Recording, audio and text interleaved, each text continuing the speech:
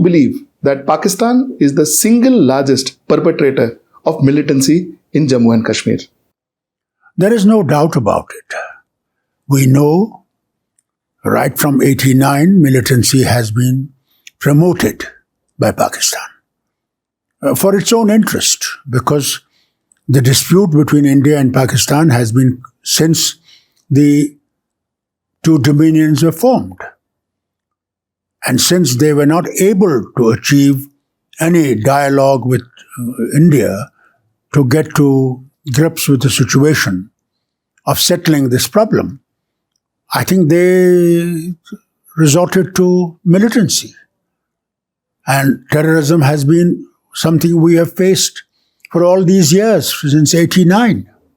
From a senior leader like you, a statement like Pakistan not wearing bangles to let India take POK, wouldn't that send wrong signals, sir? I don't think so. For the last 70 years, that has been a part of Pakistan. Also, if you remember, 1965 war, we captured an area of Haji Pir in Poonch, a very important strategically for us, because the road from Poonch to Uri would have been hardly 1.5 hours or 2 hours journey. We captured that, losing a lot of soldiers and officers in that war. But in Tashkent, that territory was returned back to Pakistan.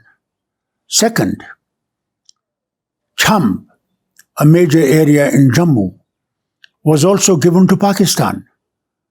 Why? Why is it that the government of India over the years has maintained the sanctity of LOC, showing fully well that is their part and this is our part?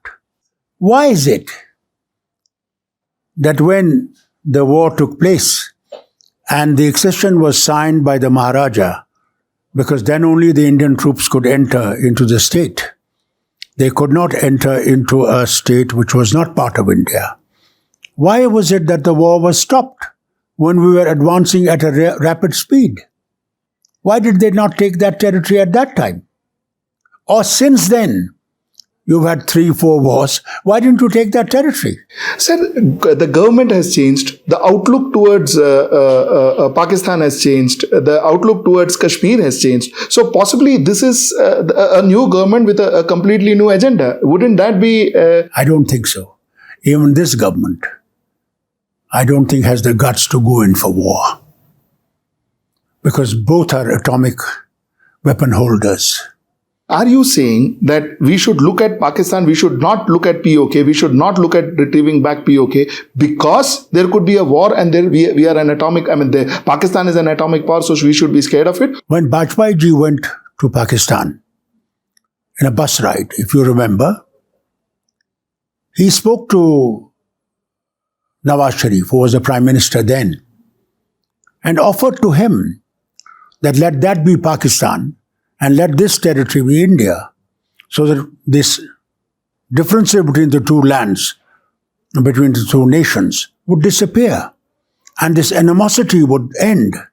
And probably we would progress further.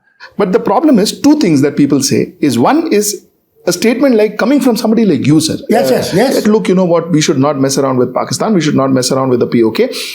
That sends a lot of wrong signals, A, to the international community, B, to Pakistan themselves, and C, to our own forces. Isn't such statements absolutely irresponsible? I have never said that our forces are not capable. Point is, are we ready to have a nuclear war? For what?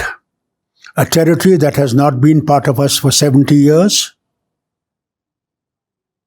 If that territory has not been for 70 years, are we ready to really go for a nuclear war in this day and age? Rather, we should use diplomatic channels and settle the matter by talking to each other.